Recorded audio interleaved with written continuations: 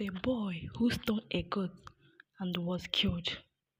In a small village called Omaka, there lived a young boy named Obinna. He was just 17 years old, tall and slim, with sharp eyes that was always looking around.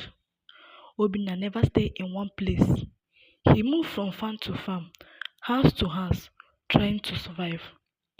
His parents had died when he was small.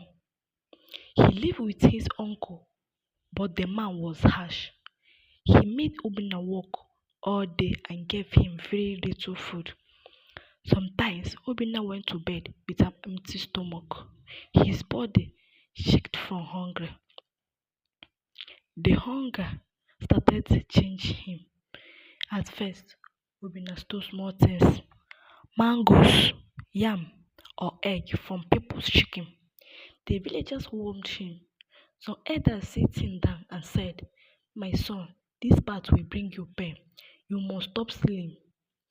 Obinna nodded and said, "I will stop, I promise."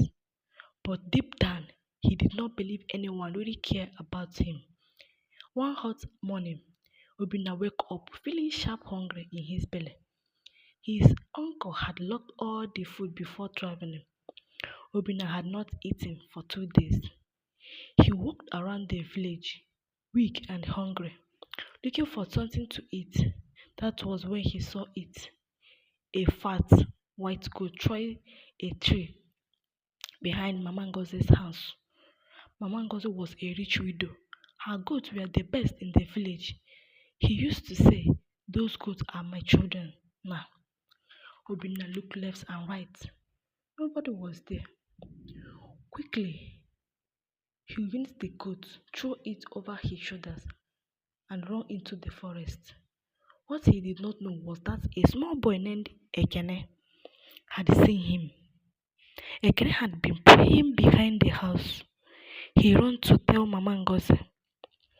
Mama screamed, my goat, thief." Villagers gather.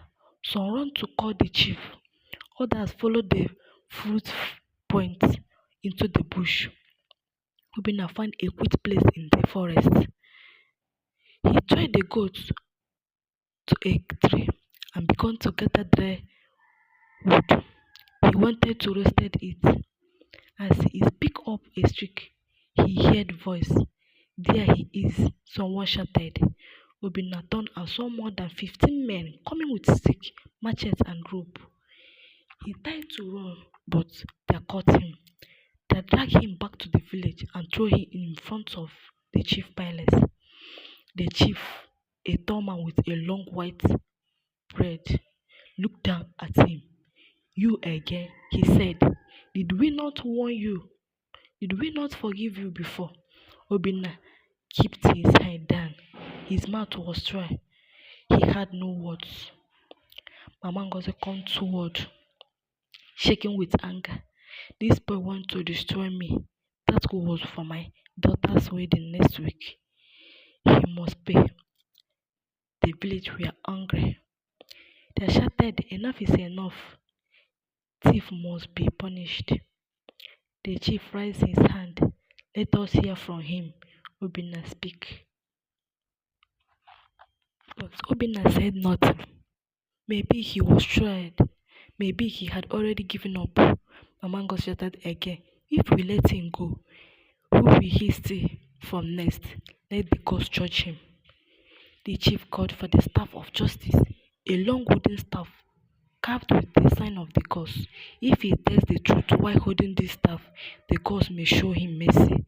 He lies, the gods will judge," said the chief. Obinna stepped forward.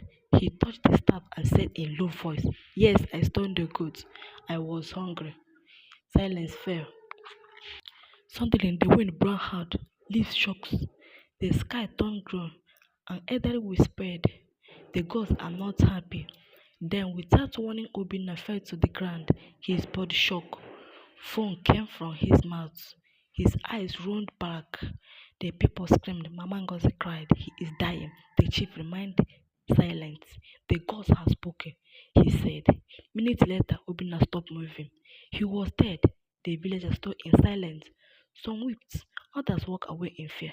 The chief gave the final order: drag a grave behind the road, mark it with those words: Here lies the boy who stung a goat. Let his story be a warning. Obina was buried that same evening. No song, no prayer, but that night, strange things began to happen. The next morning, Mama got to come out and saw her ghosts crying strangely. One of them broke free and ran into the forest. Later, her daughter, who was supposed to eat and got married, fell sick. She tried in her sleep, calling Obina's name. Mama Ngozi was afraid. She went to the village shrine and begged the gods for help. The priest stopped her and said, You have offended the spirit of a hungry soul. His death was fast, but his spirit did not rest. He walked among us looking for peace. Mama Ngozi asked, What must I do? The priest said, Cook a feast, take food to his grave, ask his spirit to forgive you. She, she did as told. She cooked rice and goat meat, placed it beside his grave, and knocked. I'm sorry, my son, she said with tears in her eyes. I was angry. Forgive me. That night, her daughter slept peacefully, but the village was never the same again. Every year on the day Obinna died, goat would cry in the night. Some said they saw a boy walking through the village, barefoot, holding a small goat. The chief later made a new law. No child shall be killed for stealing food. The strange, the village built a small shelter near the quarter. They called it Obina Hope. It had two rooms, a kitchen, and a farm. Any child without parents or food could stay there. Boys who used to say we are now learned carpenters, farmer, and cooking. One old man, Papa Nemeka, who once beat Obina, had a dream. In the dream, Obinna said, You beat me when I was hungry, but I forgive you. The next day, Papa Nemeka poured palm wine on Nemeka's grave. Sleep well, my son. We fear you. Soon, more villagers began to visit the grave. Some brought boiled yam, coins, or water. No one said much, but they were sorry. A girl named Amara had a dream too. Ubina said to her, Don't let children die in silence. Amara started a group called Voice for the Voiceless that checked names and reported when children were being murdered. Years passed. A writer from the city wrote a book called The Boy and the Goat. It was read in schools across the country. The governor of the state visited Omaka. He placed flower on Obina's grave and said, Let us fight hunger, not the hungry.